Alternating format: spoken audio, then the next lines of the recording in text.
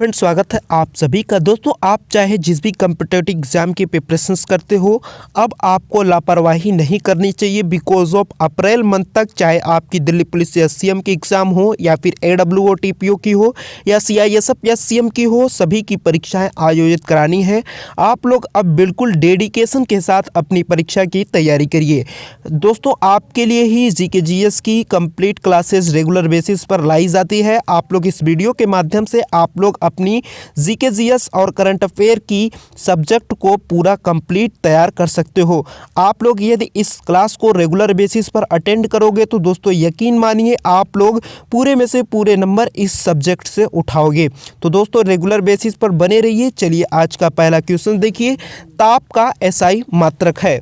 आपको बता दें दोस्तों, A option kelvin right answer है। दोस्तों ऐसे क्वेश्चंस को लोग जब देखते हैं तो चारों ऑप्शंस में कंफ्यूज हो जाते हैं।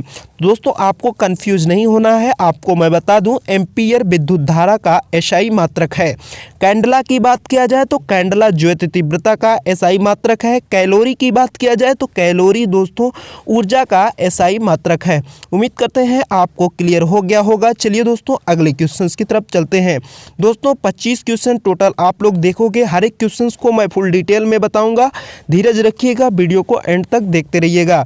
निम्न में से किस समूह की सभी राशियां सदिश हैं? दोस्तों सदिश अदिश में ज़्यादातर लोग कंफ्यूज रहते हैं। ज़रा समझ लीजिएगा पहले।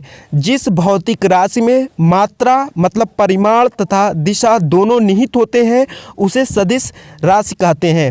तो यानी आपका इन सभी का मात्रा और परिमाण, मात्रा का मतलब परिमाण तथा दिशा दोनों निहित है, यानी ये सदिश राशि है। यानी डी ऑप्शंस बिल्कुल राइट है। अगर अदिश की बात किया जाए तो जिन भौतिक राशि में केवल मात्रा ही निहित होता है उसे अदिश राशि कहा जाता है। चलिए अगले क्वेश्चंस की तरफ आपको क्लियर हो जाएगा। निम्न में से किस समूह की सभी राशियां अदिश हैं? तो दोस्तों हमने जैसा कि बताया आपको, जिन राशियों में केवल मात्रा ही निहित होता है वे अदिश राशि कहलाते हैं। तो यानी दोस्तों आपका डी ऑप्शन राइट है। ये सभी आपके अदिश राशि हैं। दोस्तों आपको मैं बता दूं, एक क्लास में मैं बिल्कुल ट्रिक के माध्यम से आपको बताऊंगा कि किस प्रकार आप लोग पहचान सकते हो अदिश और सदिश राशि को। चलिए अगले क्वेश्चंस की तरफ मूव करते हैं। चलिए अगला देखिए। एक प्रकाश वर्ष बराबर होता है। एक प्रकाश वर्ष बराबर क्या होता है दोस्तों? जैसे A और B दोनों ऑप्शन से बिल्कुल सही है दोस्तों। एक प्रकाश वर्ष वह दूरी है जो प्रकाश अपने निर्वात में एक वर्ष में पूरा कर लेता है। चलिए अगले क्वेश्चंस की तरफ मूव करते हैं। जड़त्व का गुण। दोस्तों जड़त्व मतलब होता है, अंग्रेजी में इसे कहते हैं इनर्शिया। आपको बता दूं, जड़त्व का गुण प्रत्येक वस्तु में निहित होता है। दोस्तों प्रत्येक वस्तु में होता है, यानी ए ऑप्शन आपका बिल्कुल राइट है। किसी वस्तु का वह गुण जो उसकी गति की अवस्था में किसी भी प्रकार की विरोध करता है जड़त्व कहलाता है।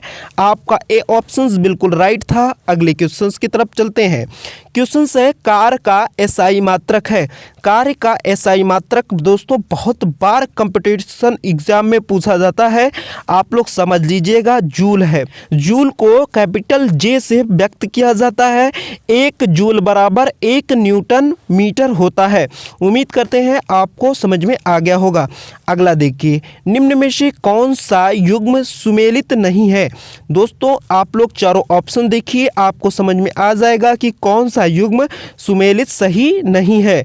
आपका डी ऑप्शंस बिल्कुल राइट है दोस्तों। सितार ध्वनि ऊर्जा का यांत्रिक ऊर्जा में दोस्तों ये सही नहीं बताया गया है।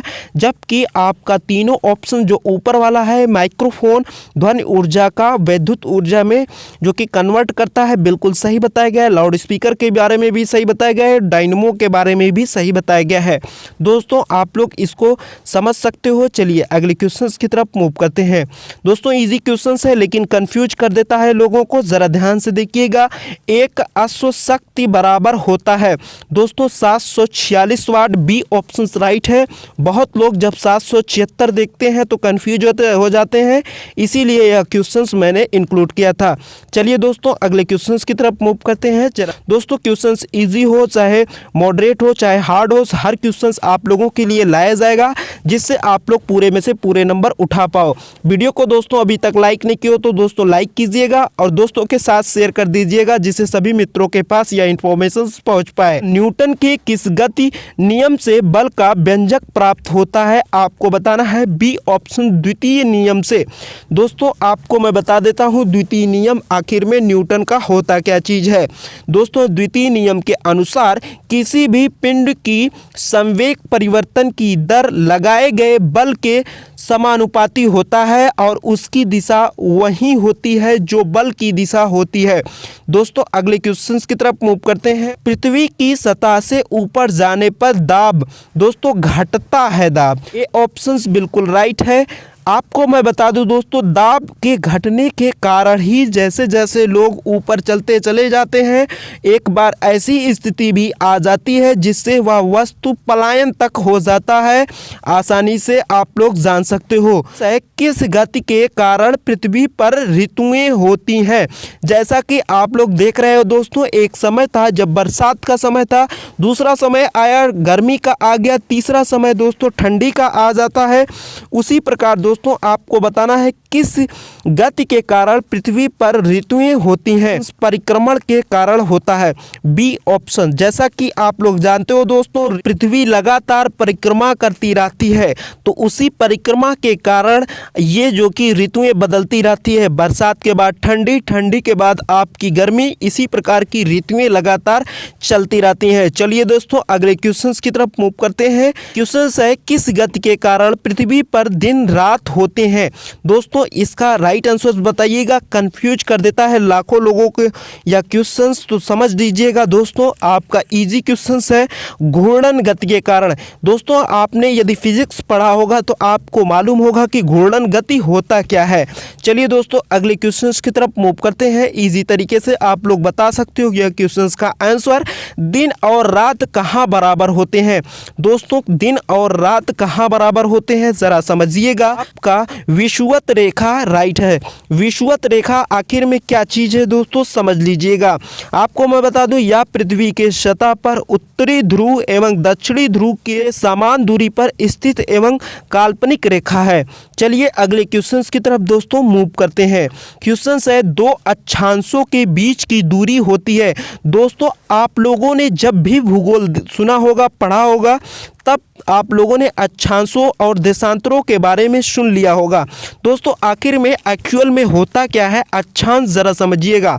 किसी स्थान की स्थिति को बताने के लिए उस स्थान का अक्षांश और देशांतर मतलब होता है लॉन्गिट्यूड बताया जाता है। आपका राइट आंसर दोस्तों क्या है? B option. दो अक्षांशों की बीच की दूरी को कितना होता है? 111 किलोमीटर। दोस्तों अगले क्वेश्चंस की तरफ मूव करते हैं। अगला देखिएगा, निम्न में से पृथ्वी का उपग्रह है। दोस्तों ग्रह उपग्रह के बारे में आपने पढ़ रखा है, जरा बताइएगा। तो दोस्तों ए ऑप्शंस आप सभी का राइट आंसर है चंद्रमा। ग्रह की परिक्रमा करने वाला आकाशीय पिंड को उपग्रह कहा जाता है। दोस्तों आप लोगों ने लाखों बार सुना होगा उपग्रह के बारे में, तो समझ लीजिएगा ग्रह की परिक्रमा करने वाले आकाशीय पिंडों को उपग्रह कहा जाता है। आपका राइट आंसर क्या है? ए ऑप्शंस। चलिए अगले क्वेश्चंस की तरफ चलते हैं। क्वेश्चंस है निम्न में से किस तिथि को दिन रात बराबर होता है? तो डी ऑप्शंस ए एवं बी राइट आंसर है। आपका 21 मार्च और 23 सितंबर बिल्कुल सही है दोस्तों। अगले क्वेश्चंस की तरफ मूव करते हैं। क्वेश्चंस है चंद्र ग्रहण होता है जब। दोस्तों बहुत ही इजी क्वेश्चंस है लेकिन इंपॉर्टेंट था, इसीलिए आप लोगों के लिए लाया गया। आपका राइट आंसर क्या है? D options. पृथ्वी सूर्य एवं चंद्रमा के बीच आ जाता है। इसमें बिल्कुल भी कंफ्यूजिंग किसी को नहीं हुआ होगा।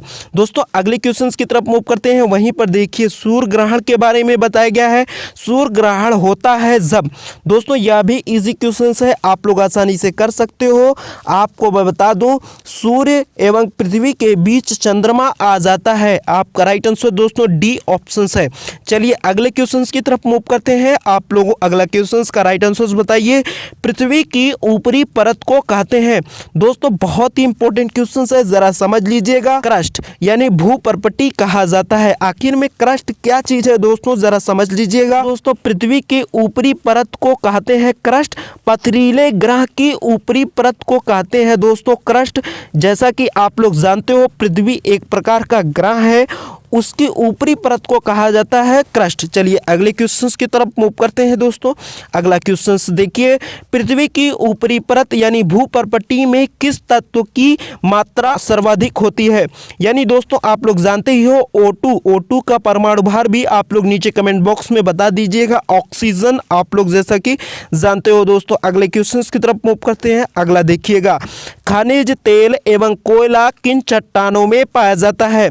तो अवसादी चट्टानों में पाया जाता है दोस्तों। अवसादी चट्टान के बारे में आप लोग बहुत बार सुने हो, लेकिन अवसादी चट्टान है क्या चीज, जरा समझिएगा। अपक्षय एवं अपर्दन के विभिन्न साधनों द्वारा मौलिक चट्टानों के विघटन को ही अवसादी चट्टान कहते हैं। विश्व का सर्वाधिक ऊंचा सक्रिय ज्वालामुखी है, तो दोस्तों सबसे सक्रिय ज्वालामुखी कौन सा है आप लोग जानते हो? जिम्बोरोजो आपका राइट आंसर बी ऑप्शन है। जैसा कि आप लोग जानते हो दोस्तों, बहुत ही या इजी क्वेश्चन था, तो दोस्तों यही लास्ट क्वेश्चन था।